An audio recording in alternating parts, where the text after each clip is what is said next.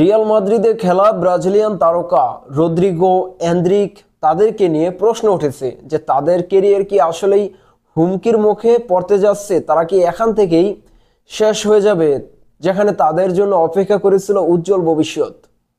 কারণ একটাই, তারা পর্যাপ্ত প্লেইং টাইম পাচ্ছে না।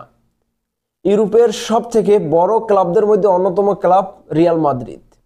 সেই রিয়াল মাদ্রিদের হয়ে খেলতেছেন Rodrygo, Endrick, Vinicius junior, Eder মিলিতাদের মতো প্লেয়াররা। সেক্ষেত্রে ভিনিসিয়াস জুনিয়র পর্যাপ্ত প্লেইং টাইম পেলেও রদ্রিগো পাচ্ছেন না। এন্দ্রিক বর্তমানে ইনজুরির কারণে দলের বাইরে, কিন্তু সুস্থ থাকাকালীন সময়েও তাকে পর্যাপ্ত পরিমাণে প্লেইং টাইম দেওয়া হতো না। কিছু কিছু ম্যাচে তিনি মাঠেই নামতে পারতেন না। আর এরকম চলতে থাকলে তাদের কেরিয়ার হুমকির মুখে পড়বে, এটা স্বাভাবিক। আর এটা মন্তব্য করো সবার জন্য স্বাভাবিক বিষয়। আপনারা গত ম্যাচে দেখেছেন যে পাসুকার বিপক্ষে রিয়াল মাদ্রিদের ম্যাচে রদ্রিগোকে 1 মিনিটের জন্য মাঠে নামানো হয়নি। পরবর্তীতে Real Madrid coach Xabi Alonso জানিয়েছিল যে এটা তার ট্যাকটিক্স, অর্থাৎ তার কৌশলগত সিদ্ধান্ত ছিল। এজন্যই তিনি রদ্রিগোকে মাঠে নামাননি। এবং পরবর্তী ম্যাচ অর্থাৎ গতকালকে সালজবার্গের বিপক্ষে যে ম্যাচ ছিল, সেই ম্যাচে রদ্রিগো 67 মিনিটে মাঠে নামেন। সেখানে আবার আমাদেরকে কিছু আশার আলো দেখিয়েছে রদ্রিগো। কিন্তু প্রত্যেকটা ম্যাচে এভাবে যদি চলতে থাকে, যেমন একটা ম্যাচের মধ্যে 10 মিনিট, 15 মিনিট বা 20 মিনিট করে প্লেইং টাইম তাকে দেওয়া হয়, তাহলে তিনি তার প্রতিবার জানান দিতে পারবেন না। এটাই স্বাভাবিক। অন্যদিকে ভিনিসিয়াস জুনিয়রকে নিয়েও নানানভাবে ট্রোল করা হচ্ছে। এর আগে তার সাম্প্রতিক ফর্ম নিয়ে তার ইনস্টাগ্রাম আইডিতেও দেখা গেছে যে তার ভক্তরা ভিনিসিয়াস জুনিয়রকে রিয়াল মাদ্রিদ ছাড়ার জন্য বলতেছে। এরকম নানান কথা তাকে শুনতে হয়েছে। কারণ ভিনিসিয়াস জুনিয়র এর একটাই সমস্যা, সেটা হচ্ছে তিনি এর আগে যখন এমবাপ্পে ছিল না, এটা আমার মনে হচ্ছে যে কারণ এমবাপ্পে ছিল না, এমবাপ্পে আসার পরেই ভিনিসিয়াস জুনিয়র গোল কম পাচ্ছে। গত সিজন থেকে আপনারা দেখেছেন যে ভিনিসিয়াস জুনিয়র এরকম মনে হচ্ছে যে ভিনিসিয়াস জুনিয়র হারিয়ে যাচ্ছে। গতকালকে এমবাপ্পে ছিল না এবং সেই ম্যাচে তিনি একটি গোল এবং একটি অ্যাসিস্ট করেন। এবং তিনি যখন প্রেস কনফারেন্সে কথা বলছিল, তখন তিনি বলেছিল যে আজকের ম্যাচে আমি একটু ভিতরের দিকে গিয়ে খেলেছি, অর্থাৎ উইংয়ে না। তিনি যেমন লেফট উইংয়ে খেলেন, তিনি লেফট উইংয়ে খেলেননি, একটু ভিতরের দিকে খেলেছেন, অর্থাৎ একটু ফরওয়ার্ড পজিশনে গিয়ে খেলেছেন। আর ফরওয়ার্ড পজিশনে যারা খেলেন তারাই বেশিরভাগ গোল পায়, তারা অ্যাসিস্ট পায়, এটাই স্বাভাবিক। যারা উইংয়ে খেলে তারা গোলের সংখ্যাও তাদের কম হয়, অর্থাৎ তারা গোল করতে সহযোগিতা করে। সেই পজিশনটাই এখন বর্তমানে ভিনিসিয়াস জুনিয়রের।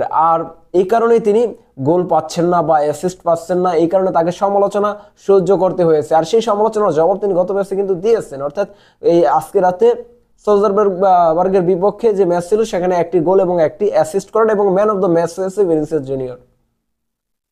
তো এজন্য রদ্রিগোর বর্তমান ভবিষ্যৎ, রদ্রিগো যেহেতু এই অবস্থানে আছেন, অনেকে যারা ব্রাজিল ফুটবলকে ভালোবাসেন, যারা রদ্রিগোর ফ্যান বা রদ্রিগোর খেলা পছন্দ করেন, তারা অনেকেই চাচ্ছেন যে রদ্রিগো রিয়াল মাদ্রিদ ছেড়ে অন্য কোথাও চলে যাক, ইউরোপের অন্য কোনো ক্লাবে চলে যাক, যেখানে রদ্রিগোকে পর্যাপ্ত পরিমাণে প্লেইং টাইম দেওয়া হবে, তার প্রতিবার সে জানান দিতে পারবে।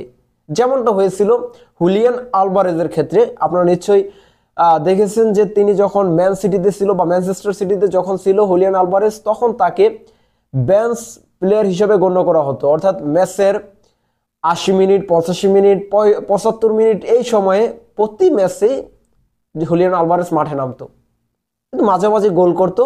কিন্তু তিনি যে তার যে প্রতিভা রয়েছে সেটার জানান তিনি দিতে পারেন নাই। পরবর্তীতে তিনি ক্লাব ছেড়েছেন, এখন বর্তমানে অ্যাথলেটিকো মাদ্রিদের হয়ে খেলতেছেন। সেখানে কিন্তু হুলিয়ান আলভারেজ দলের অন্যতম একজন প্লেয়ার। আর রদ্রিগোকে নিয়ে আশার আলো দেখিয়েছিল ম্যান সিটি।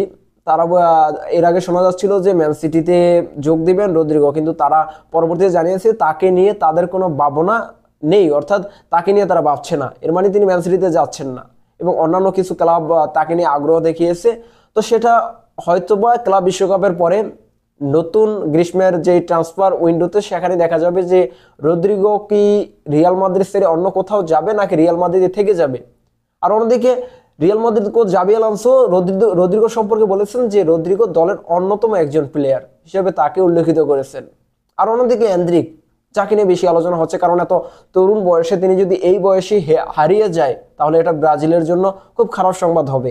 এন্দ্রিক সম্পর্কে Xabi Alonso, Real Madrid coach Xabi Alonso বলেছেন যে তার পরিকল্পনার অংশ এন্দ্রিক, অর্থাৎ তিনি যে পরিকল্পনা করে এই রিয়াল মাদ্রিদে এসেছেন সেই পরিকল্পনায় এন্দ্রিক রয়েছে। তাহলে বোঝা যাচ্ছে যে এন্দ্রিককে নিয়ে তিনি ভাবছেন, এন্দ্রিকও পরবর্তীতে দলের অন্যতম প্লেয়ার হতে পারেন। কিন্তু বর্তমানের পরিস্থিতি কি বলে? আমার নিজের মতামত যদি আমি বলি তাহলে আমি বলতে চাই যে এখানে রদ্রিগোর থাকা মোটেও উচিত হবে না রিয়াল মাদ্রিদে। তিনি ইউরোপের অন্য কোনো ক্লাবে চলে যাক যেখানে তিনি পর্যাপ্ত পরিমাণে প্লেইং টাইম পাবে, কারণ রদ্রিগোর সামনে কেরিয়ার অনেকটাই পড়ে আছে। মাত্র 23-24 বছর বয়স একজন প্লেয়ারের, সেখানে তিনি আরো 2টা বিশ্বকাপ খেলার মতো যোগ্যতা রাখে, সেখানে তিনি তার প্রতিবার জানান দিতে পারবে। আর এইভাবে যদি রদ্রিগোরা হারিয়ে যায় তাহলে ব্রাজিল খুব খারাপ সময় ব্রাজিলের দেখতে হবে। আর 2026 বিশ্বকাপ সামনে আসতেছে, আর আমি চাই যে ট্রান্সফার উইন্ডোতে রদ্রিগো রিয়াল মাদ্রিদ ছেড়ে অন্য কোথাও চলে যাক। আর যদি রিয়াল মাদ্রিদে থাকে তাহলে তাকে পর্যাপ্ত প্লেইং টাইম দেওয়া হোক, তাহলে রদ্রিগোরা তাদের প্রতিবার জানান দিতে পারবে। বেস্ট অফ লাক রদ্রিগোর জন্য, ভিনিসিয়াস জুনিয়রের জন্য এবং এন্দ্রিকের জন্য। তো ভালো থাকবেন সবাই, সুস্থ থাকবেন, আল্লাহ হাফেজ।